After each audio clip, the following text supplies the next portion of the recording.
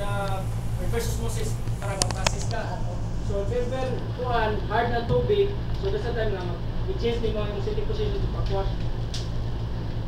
So, sa liquid mo siya, number 2 is preliminary rinse position, which is 5 minutes.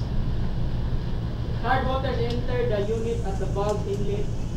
Hard water flows around the lower piston groove down through the top of the tank, passes down through the receipt. So, muna yung mga setup niya sa sulod sa kwan, nila kayo maglaro.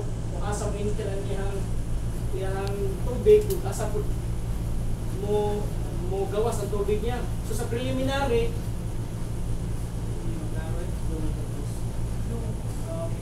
asa mo inlet ang ito. So, kailan lang madikwan. Sa inlet na diya sa head, na siya inlet o outlet.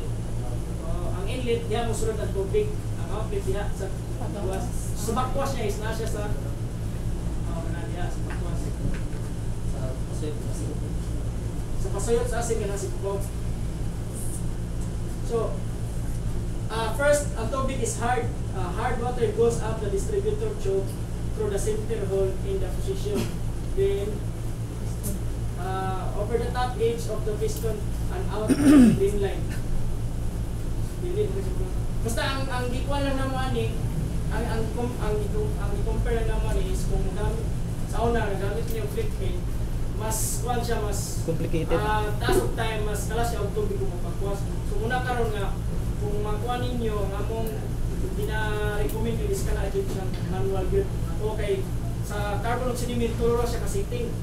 And then makabot sa pila na ka-oras na ito siya ipagkuas kung ang timer man good, kung yun siya na karoon taas ang among promises, isip na 30 minutes, mag-save ka, unlike na nga, nag-stopwatch, sorry mag-vote kung okay lang yung mga minutes.